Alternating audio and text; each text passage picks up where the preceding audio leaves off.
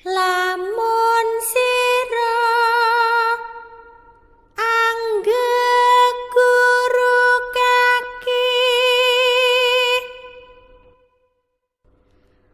Amelia Mano. Namanya ilmu. Nah, tadi ada hal yang kalau ada Jawa Tipe yang tidak setuju dengan penggabungan dengan di akulturasi di sinkretiskan dengan tasawuf Islam, ya dibabat. Ya dibabat. Itu sejarahnya gitu. Makanya ya. Saya potong sebelum banyak candi-candi yang hilang, Pak. Nah, ini apakah termasuk yang di Kota Magelang itu kan katanya ada bukit apa itu? Jadi Bukit Tidar itu katanya dalamnya candi. Nah, dan banyak candi-candi lain yang terkubur di dalam tanah. Nah, apakah ini juga menghindari ekspansi Demak? Ya, itu pertanyaan saya, Pak. Ya, bisa jadi, Pak. Bisa jadi. Sepanjang itu bisa dilakukan. Kalau yang nggak bisa dilakukan seperti Borobudur, ya gimana? Ya biarkan saja. Sepanjang itu bisa dilakukan. Mungkin juga karena leluhur kita juga ahli dari ilmu niskala ya. Mungkin ada ritual-ritual tertentu yang membuat candi itu menjadi luput dari sasaran amuk prajurit Demak. Jadi mungkin dimantrai, diupacarai, dan akhirnya mata para prajurit yang hendak menghancurkannya tidak awas, jadi terlewat. Tapi kebanyakan candi-candi yang ditemukan di Jawa, arca-arca yang ditemukan di Jawa, ini bisa ditanyakan kepada teman-teman yang arkeolog. Kebanyakan kepalanya itu dipenggal. Ya betul. Ini mau berdalih apapun, ini pelakunya ya mereka. Karena memang ada tuntunannya bahwa ketika ada patung, itu rawan dimasuki oleh jin. Tapi ketika kepala patung itu dipenggal, jin sudah tidak bisa masuk. Maka ini daripada merusak, patungnya dirusak semuanya kan juga butuh tenaga yang besar, penggal aja kepalanya. Ya kebanyakan arca-arca di Jawa terpenggal kepalanya, pelakunya mereka. Karena memang keyakinan mereka seperti itu. Ketika arca dipenggal sudah tidak bisa dimasuki oleh makhluk halus atau jin. Seperti itu keyakinan mereka. Oke, thank you, Pak. Pertanyaan ketiga, Pak. Ya. Saya cari lagi. Pertanyaan ketiga, apakah benar kejawen adalah lelaku Islam namun penghayatan kebatinannya menggunakan metodologi Jawa Dipa, Pak? Malah lebih ke Islam ya. Kalau kejawen lebih ke Islam. Karena kerangkanya itu sudah kerangka Islam tasawuf, seperti yang saya sebutkan tadi yang sudah dirumuskan oleh para wali ketika awal berdirinya Demak tadi. 8 wejangan tadi, wisikan ananingdat, wedaran wahananingdat, gelaran hananingdat, toto maligeng dalam betal makmur, toto maligeng dalam betal mukarom, toto maligeng dalam betal mukadas, panetep santosaning iman sasahidan. Silahkan dicek semua ajaran-ajaran kejawen yang berbau-bau Islam. Semuanya bersumber dari 8 wejangan ini. Silakan dicek. Jadi kalau ada kejawen yang tidak berbau-bau Islam dan tidak bersumber dari 8 wejangan ini, sebaiknya jangan disebut kejawen. Sebaiknya disebut Jawa Dipa aja. Karena kejawen memang sejarahnya, secara historis memang Wali Songo yang mendirikan. Ini biar tidak rancu. Cuman sayangnya ini masih sangat rancu di tengah masyarakat Jawa. Dan memang ini disengaja. Disengaja biar rancu memang oleh para wali. Inilah ajaran Jawa kuno. Mana ini kasih sadat panetep panetep gomo kang jumeneng kok ilapi kang ana tulunge ngati. Nah ini ajaran Jawa kuno. Orang Jawa nggak tahu bahwa itu adalah ajaran Islam. Mereka pakai itu untuk semedi. Dan kebanyakan wejangan-wejangan kejawen itu pasti diakhiri oleh syahadat.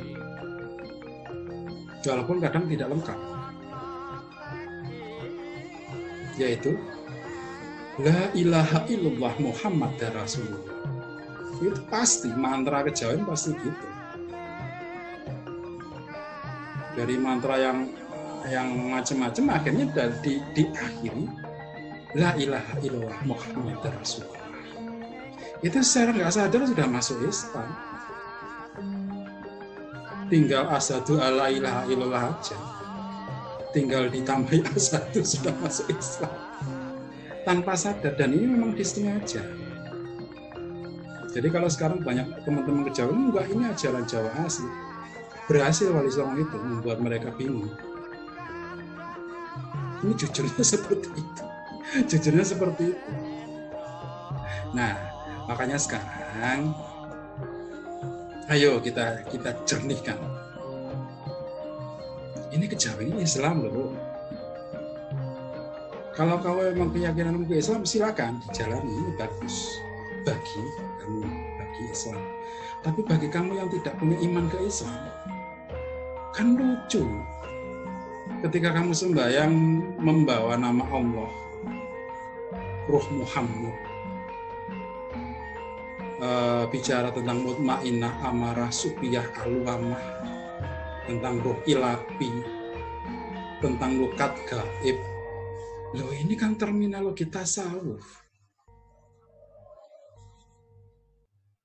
Ya kamu sebenarnya mengimani Islam tanpa sadar. Kalau kamu memang sudah mengimani Islam, ya monggo dilanjut, gak apa-apa, bagus.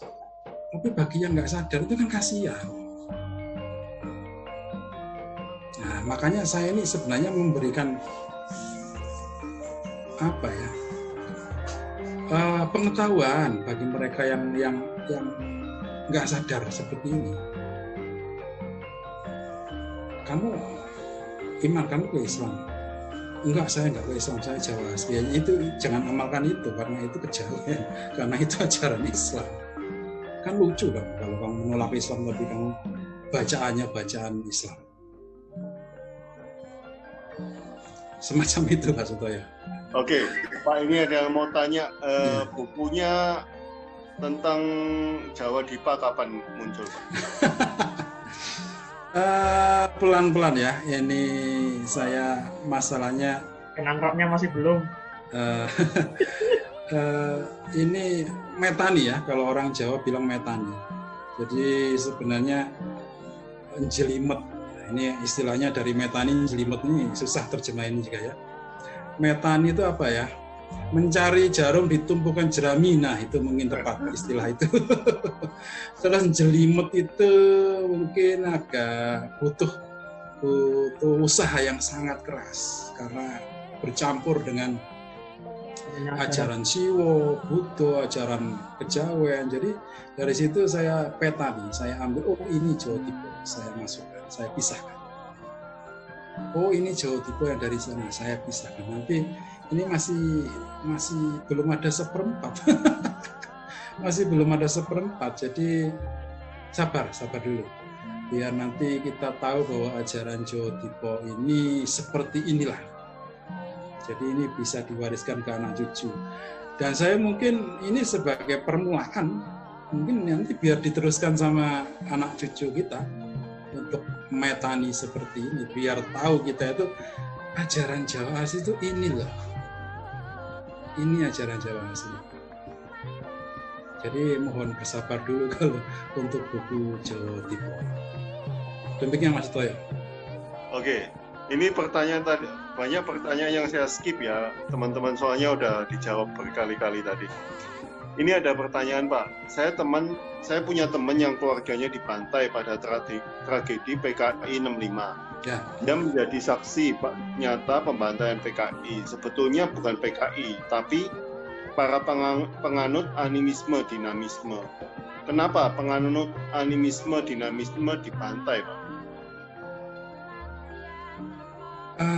saya kurang tahu ya. Saya kurang tahu. Masalahnya kalau itu kan tragedi politik ya waktu itu. Iya. Politik. Saya Mungkin rasa sasarannya ke mereka yang tidak mendukung Islam. Oke. Jadi mereka yang tidak mendukung Islam dituduh sebagai PKI. Mungkin ini juga mungkin semacam kesempatan semenjak dulu ini orang kok susah banget dia ajak untuk gabung.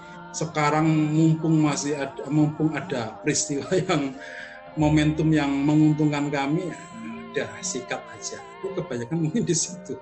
Ya, Jadi makanya possible. kebanyakan banyak teman-teman yang non Islam zaman dulu, yang aliran kepercayaan, banyak yang menjadi korban. Nah, demikian maksudnya. Possible. Ini ada dua pertanyaan. Menyadarkan orang Jawa tentang adanya perbedaan kejawen dan Jawa Dipa, gimana Mas Damar? Karena di realita yang berkembang kejawen adalah ajaran Jawa asli, kuno. Apakah ada semacam usaha untuk menyadarkan mereka, Pak? Saya sudah memulai itu. Jadi kalau pemahaman seperti yang saya sampaikan malam ini bisa dipahami oleh teman-teman semua, mungkin teman-teman nanti bisa perlahan-lahan menularkan ke rekan-rekan mereka secara pelan-pelan, bahwa kalau dia mengamalkan kejawen, ya dikasih pengertian bahwa sebenarnya kejawen itu buatan Wali Songo. Kalau kamu mantap dengan Islam, ya silahkan dilanjut. Kalau kamu tidak mantap dengan Islam, ya sebaiknya kamu harus cari ajaran yang sesuai dengan apa yang kamu yakini. Jadinya kan lucu kalau kita mengaku sebagai penganut Islam, tapi yang dibaca doa novena kan lucu.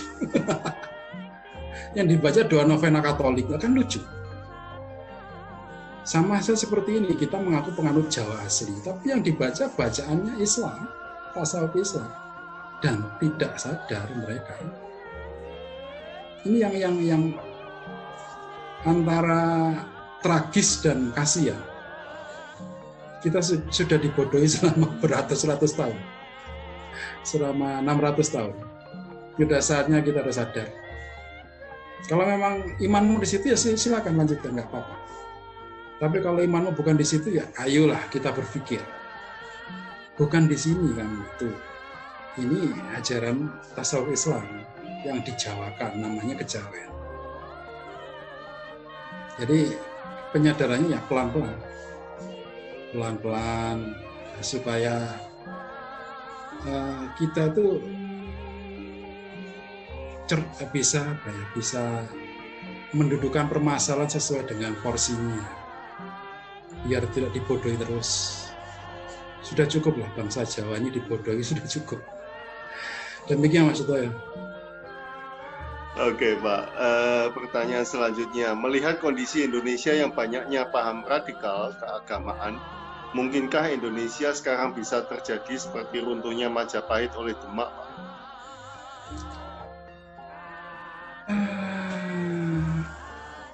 Kalau Majapahit waktu itu memang sudah para bangsawan sudah saling serang, jadi saling berebut kuasa. Zaman Majapahit dulu, mereka ini para bangsawan Majapahit itu terkena penyakit megalomania ya. Jadi mereka tuh merasa hebat, kuat, nggak bakal bisa dikalahkan oleh siapapun kecuali Tiongkok. Jadi, jadi orang Majapahit itu merasa, apa sih Palembang, Kalimantan, Sulawesi kecil, Sunda kecil, Bali kecil, asal jangan Tiongkok aja. Jadi makanya ketika melihat gejolak-gejolak seperti Demak,